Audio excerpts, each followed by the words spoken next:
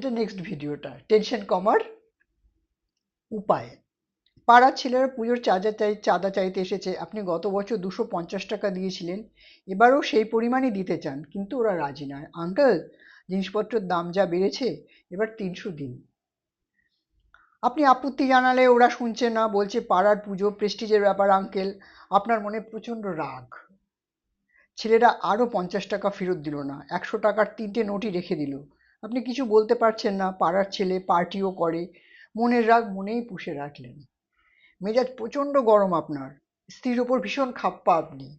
অফিসে যাওয়ার আগে কিছু জরুরি কাগজপত্র টেবিলে রেখে গিয়েছিলেন। সন্ধেবেলা বাড়ি ফিরে দেখলেন টেবিলে কিচ্ছু নেই। জিজ্ঞাসা করতে স্ত্রী বললেন যে টেবিল পরিষ্কার করার সময় তিনি ওই কাগজপত্র বাজে কাগজের ঝুড়িতে ফেলে দিয়েছেন। মেজাজ গরম হয়ে উঠল আপনার। বলতে চাইলেন, আমাকে না জিজ্ঞাসা করে টেবিল থেকে কাগজ সরাও কেন? কিছু বলতে গিয়েও থেমে গেলেন আপনি। বললে আগের মতো কথা কাটাকাটি, ঝগড়া, অশান্তি শুরু হয়ে যাবে। এটার এইটার বিষয়ে আপনি কি করবেন এই টেনশনটা কমানোর জন্য? এমন পরিস্থিতিতে কি করবেন? মনে প্রচণ্ড রাগ, অথচ কিছু বলতে পারছেন না। বললে পরিস্থিতি আরও খারাপ হয়ে যাবে। এখন উপায়? মেজাজ গরম আপনার, কি করা যায়? বাথরুমে ঢুকে পড়ুন। বেসিনের ওপর যে আয়না আছে তার সামনে দাঁড়ান, আয়নায় নিজের মুখ দেখতে থাকুন। দরকার হলে চোখে মুখে জলের ঝাপটা দিতে পারেন। 3-4 মিনিট তাকিয়ে থাকুন আয়নার দিকে, নিজেকে দেখতে থাকুন, রাগ কমে যাবে। কত সহজ সরল উপায় দেখুন।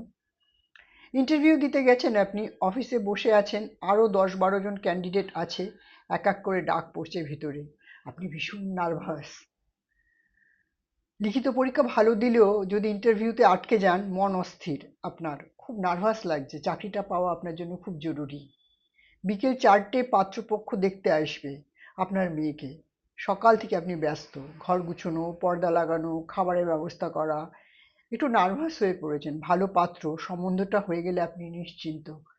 মেয়েকে বলছেন আজকে বাইরে যেন সে না যায়।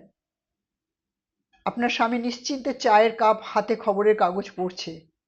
এই দেখে আপনি আরো নার্ভাস। সব দায়িত্ব আপনার উপর। কি করবেন এই রকম পরিস্থিতিতে? মহারাজ বলছেন, কি করবেন এখন? চেয়ারে বসে চোখ বন্ধ করুন, নাক দিয়ে শ্বাস প্রশ্বাস চলছে অনুভব করুন। 1 মিনিট এটা অনুভব করে ওম মন্ত্র জপ করা আরম্ভ করুন। শ্বাস নেওয়ার সময় ওম, শ্বাস নেওয়ার নেওয়ার সময় ওম করুন, আর শ্বাস ছাড়ার সময়ও ওম। 3 মিনিট ধরে এটা করে যান। হাতে সময় থাকলে মাঝে মধ্যে এইভাবে করে যান, 2 মিনিট ধরে।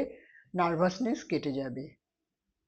এক একটা অনুশীলনী দেওয়া হয়েছে, এই যে যেগুলো করতে বলছে বিভিন্ন পরিস্থিতিতে। আমরা প্রত্যেকদিন এরকম কোনো না কোনো পরিস্থিতিতে পড়ি, পড়ে মেজাজ খারাপ করি, কিন্তু উপায় খুঁজি না। যে উপায় খুঁজে সেই নার্ভাসনেস বা টেনশনটাকে আমরা কিভাবে কাটাতে পারি, যেটা আমাদের জীবনে অত্যন্ত জরুরি এবং প্রয়োজনীয় বিষয়। অফিসে এত কাজ যে নিঃশ্বাস নেওয়ার সময় নেই আপনার। তার উপর বাড়ির কাজ, ছেলেটাও ঠিকমতো পড়ছে না, বাসে এত ভিড় যে বসার জায়গা পাওয়া যায় না। কোনোদিন মনটা এমন খিটখিটে হয়ে যায়, সামান্য কারণে স্ত্রীর সাথে কথা কাটাকাটি হয়, বিনা কারণে ছেলেকে ধমক দিয়ে বসেন। আপনার মনে হচ্ছে বীমা এজেন্টের কাজটা আপনি ছেড়েই দেবেন।